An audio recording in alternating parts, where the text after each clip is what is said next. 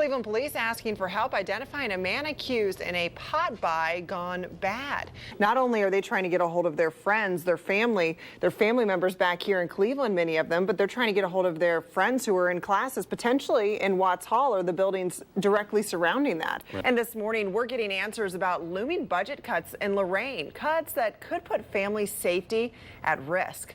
Unless the federal government steps in, 23 firefighters will lose their jobs. And if that happens, fire stations will close and it will take longer to respond to an emergency. And that is the area in which Coast Guard officials are searching for that plane now. I want to bring Danny Carlson in with me now. Danny, you've been following this information. What can you tell us about this plane that they were traveling in? How cool is it, though? We have 2 teams going to the finals. Yeah, that's good. This is something lucky about the Q, right? And we're expected to learn more information about the abduction and attempted abduction in Elyria and in Cleveland today. Call your senators and your representatives and tell them that this is not okay if you feel that way. The Fiesta Bowl face-off against the Ohio State Buckeyes and the Clemson Tigers is tomorrow in the heart of the desert in Arizona. That's where we find Tia Ewing this midday. Tia, you ready to cheer on those Buckeyes yet? Hard to believe it ever got that bad. To go that long. Yeah, right? The supervisors weren't.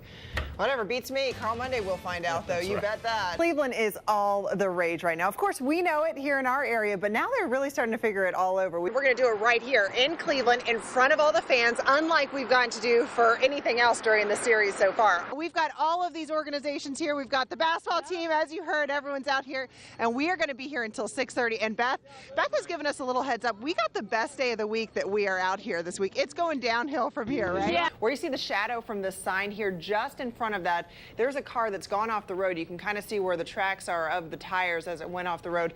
It looks like it rolled over at least one time. I do expect there are injuries there. Don't mind me, I'm just going to be busy here. Sam, I think we're starting to do. We want to show you what those boundaries are exactly, and it starts right here. You've got 6th Street to the north here. That's going to be the northern edge. It's going to go over to McKinley and follow McKinley all the way south till you get to 4th Street here, and then over 4th Street till you get to Walnut. So we're basically drawing a big rectangle here, so everything that is enclosed within this space here is going to be the area that you can use these open containers and walk around. Now, do remember that there will be signs that when you are walking out of that area, those signs will let you know that you have crossed the line and you are no longer covered. You can find a list of the participating businesses on our website. I sure am. A lot of activity out here this morning, too. So we're at the corner of 9th Street and Superior right now. You may be familiar with this intersection. It's very busy as we get closer and closer to rush hour. Already seeing a lot of people out here walking. Well, today, you see these big road blocking signs in front of me? Well, they are going to be starting filming for Fast and Furious 8. Hey, it's really exciting to have them here in town. I was kind of hoping to get a little bit of a sighting of this guy right here. You guys recognize who that is? That is Vin Diesel himself in the flesh. I took that picture. Okay, maybe I didn't.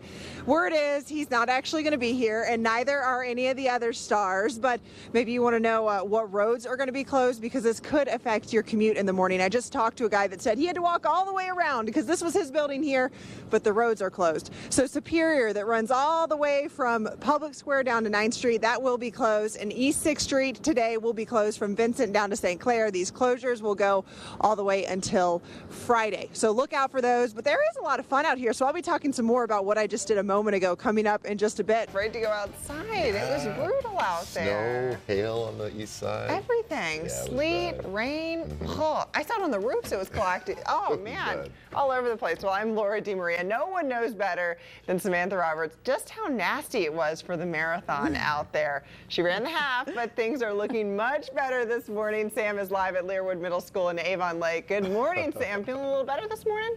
Now, the senseless violence, it continues on Cleveland's east side. Yet another young boy was shot just last night. Yeah. And the search for a murder suspect is over. U.S. Marshals captured Donnell Lindsay this morning in Georgia. Paul Orlowski has that story. Paul?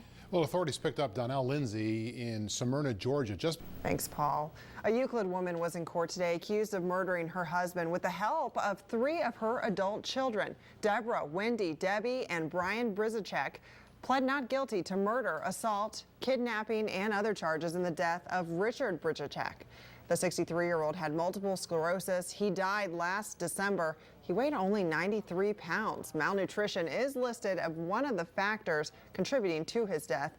Each family member who was charged is being held on $50,000 bond. State Highway Patrol and Medina County Sheriff's deputies are investigating this Highland school bus accident. The smash-up happened at Route 18 and 94 just before 9 this morning. Fortunately, no one was hurt in that crash. And former radio personality J.G. Spooner pled not guilty to charges he stole from a GoFundMe account for a woman who had cystic fibrosis. Police say the former 92.3 The Fan host deposited more than $7,000 into his personal account from the fund. His bond remains at $10,000. And an Ohio teen who toured a high school posing as a state senator will spend the next 3 months in jail. Isaiah Akins pled guilty to impersonating a peace officer. Authorities say Akins spoke to a government class at Mohawk High School in Sycamore. School officials didn't realize they'd been duped until weeks later when Senator David Burke showed up to speak.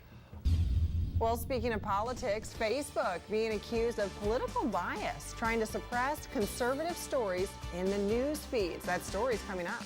And a famous house in Avon is up for sale. We'll show you Johnny Manziel's old pad and how much he's selling it for. It's pretty nice, too. Plus, the latest government stats show 7 out of 10 college graduates have loans, and 1/4 of them are behind on their payments. But experts say there are programs out there that can erase thousands of dollars in loan debt if you know where to look. They ride the Rapid daily to avoid this. Because the traffic sucks and parking sucks. All walks of life are jumping on the public transit to avoid congestion on our roads.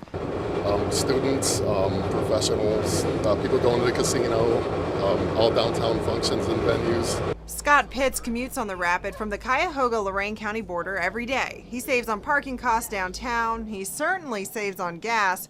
To him, it's a win-win. But as this Red Line train pulls in at Tower City, it's not just riders like Scott aboard. It carries a burden, too. There's a national problem with infrastructure. Our bridges are collapsing. Our roads are in terrible shape. Public transit rail tracks are in the same state of disrepair.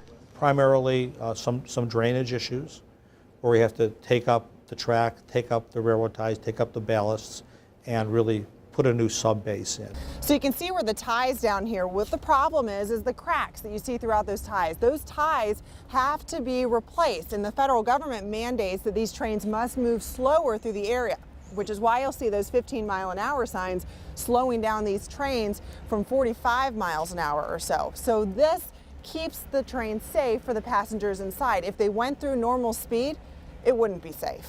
If we had more money, those would have been done sooner, and if they were done sooner, we wouldn't have the slow orders we have today. There lies the problem, money, and what RTA calls a massive budget shortfall. We wish we could do more, but we have a missing funding partner, and up till now it's been the state. According to a 2014 study by the American Association of State Highway and Transportation Officials, Ohio ranks 38th. That's way down on the list out of 50 states plus D.C. in money spent per person for public transit.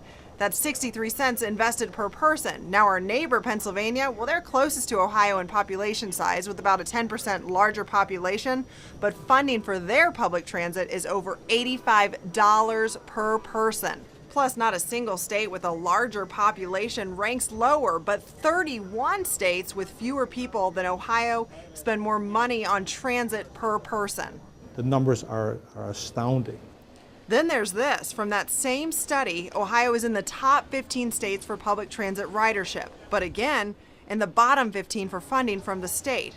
Add it all up, Joe Calabrese says typical transit systems get about 20% of their funding from their states. Here in Ohio, he says RTA gets less than 1% from our state. And that's why we can't do more.